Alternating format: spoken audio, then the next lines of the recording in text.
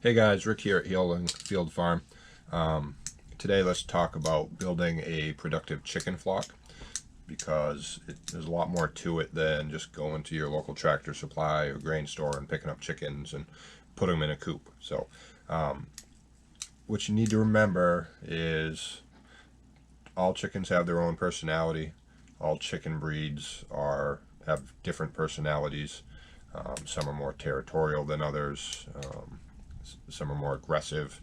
So keep those things in mind when picking out your chickens. Do your research. Get the best chicken that's going to be good for you. Okay. Most chickens will lay anywhere from 2 to 300 eggs a year. So 200 to 300 eggs a year.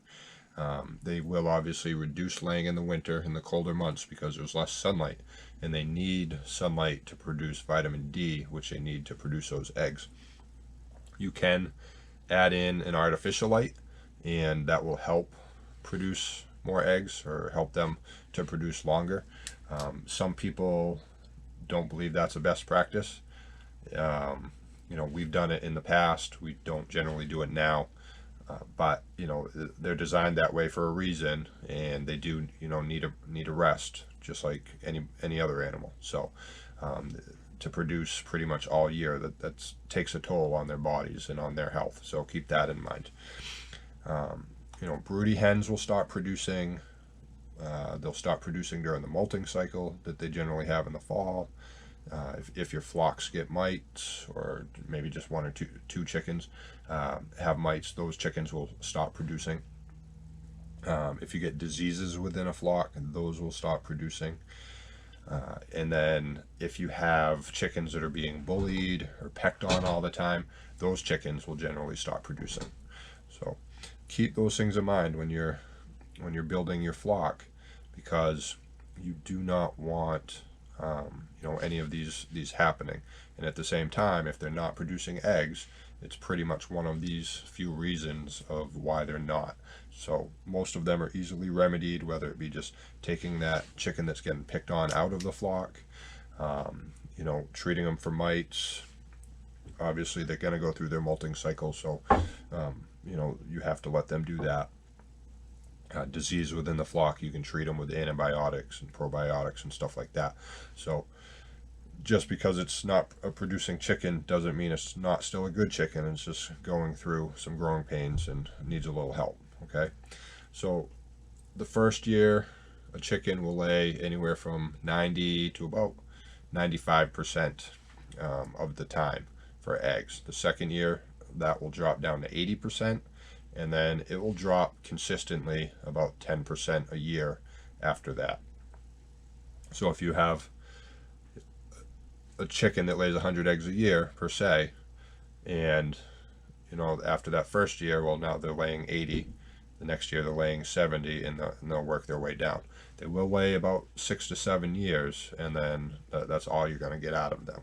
So keep that in mind when you're building your flock, because you can't just go buy 6 chickens and then think that they're going to produce for you for 10 years. They're not. You're going to have to continuously add chickens throughout to keep that flock productive. Okay. What they need to lay is they need 12 to 16 hours of sunlight. They need about a half a cup of complete feed per day per chicken. Okay. It's not a lot. It seems like it, but it's not. But they need a good high protein diet. They need like a good 20% of protein. They need calcium in their diet, which will help with the egg production and keep the shells hard. They need vitamin D, which they should get the majority of that between the feed and the sunlight. And they need some fat in their diet and some phosphorus. Okay, and that's pretty much all they need. If you have free-range chickens, a lot of that they will get on their own. Bugs and worms and stuff, those are very high in protein. So if there are things missing, you can generally add it in a vitamin form in their water or something like that to keep them producing. So in general, most chickens will lay around 200 to 250, even up to 300 eggs a year. Okay, so like Australorps will lay 250, white leghorns will lay about 280, golden comets 250 to 300. Rhode Island Reds and Americanas will do about 250, Barred Rock about 280, Speckled Sussex 250 to 300, and Black Sex Links will do about 300 a year. Buff Orpingtons, they're on the lower end, they'll do about 150 to 200, but those chickens are really amazing chickens. They are my favorite. They're beautiful to look at, nice golden color to them. They're very friendly and personable and easy to work with. So, but it depends on what egg production you're looking for. But also, keep that in mind, the temperament of the chicken, because you don't want a flock of just mean chickens. So, I would suggest you try to buy local chicks, and here's why. And I'm not taking anything away from the commercial producers of chickens, but you do not know their genetic line, you don't know their backstory. So you're getting chicks basically sight unseen that you bought, and you don't know what kind of problems they're having. Whereas maybe a farm down the street has a producing flock, and they breed eggs regularly, and you can go and you can see the chickens and get a feel for what they're going to look like and how healthy they're going to be. And I'll give you an example. We raised Buff Orpingtons about 10 years ago, and we hatched them in the house. We built a homemade incubator, and we bought the fertilized eggs, and we hatched them. So we got 2 roosters and 8 hens out of them. Now, all 8 hens were gorgeous, beautiful, laid every day. They were great chickens. But between the 2 roosters, we had this gorgeous rooster that I could probably show at 4-H clubs. It was just amazing looking. And then we got this scrawny looking one. So we decided we were going to continue to breed these chickens and continue the line. And obviously we wanted the good rooster. So, we culled the scrawny looking rooster. But those are the kind of things you want to look at if you want a healthy flock. You don't want these chicks coming from a rooster that's scrawny and underweight. There's obviously something wrong with him to not look the way he is supposed to. So that's why I recommend you buy local, buy from people you can hatch the eggs yourself and pick the ones you want as they grow too. But I don't really necessarily say order from the big chicken growers and companies. So you want to know where it's coming from in the genetics. So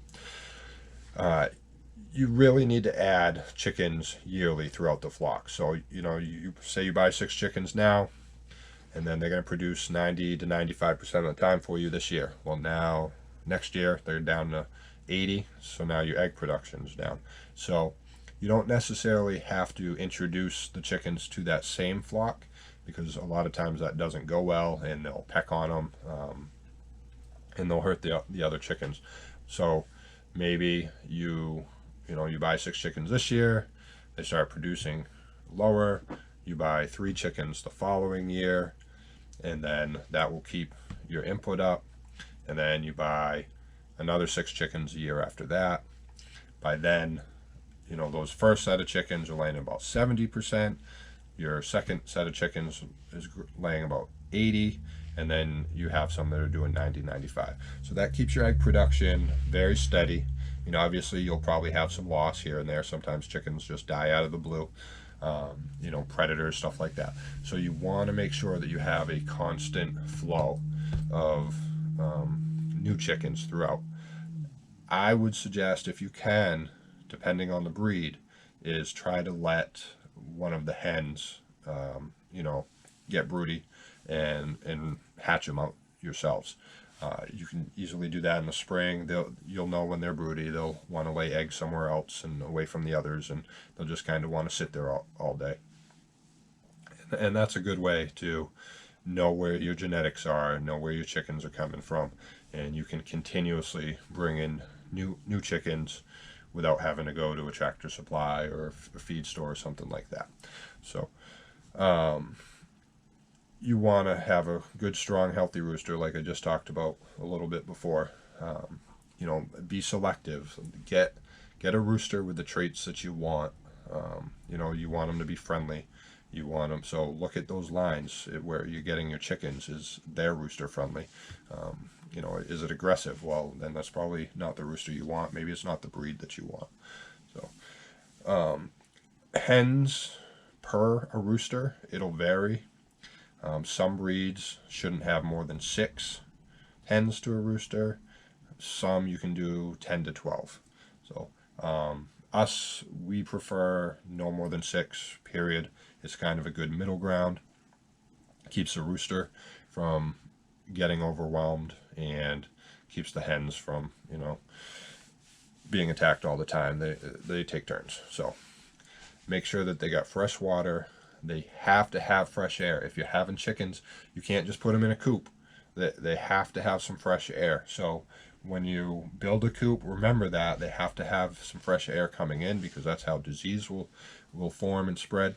And you don't want that. And you try to give them plenty of sunlight, plenty of fresh air. Let them, run around in the yard in a penned area or a chicken tractor or something like that. But those are, really, really 2 big important things: is clean water and fresh air. And make sure that they have a protein, vitamin-rich feed. And obviously, you can substitute things in their diet if they need to. So if they're not producing, it may not be the chicken. It could be the diet that they're on. It could be stress. Okay. Your chicken should always seem like they're alert. They should breathe with their mouth closed, except with the exception if it's 90 degrees out and it's hot, they may. But if it's fall and it's a nice 50 and they're breathing with their mouth open, you probably have a problem and it's going to need some attention. Okay.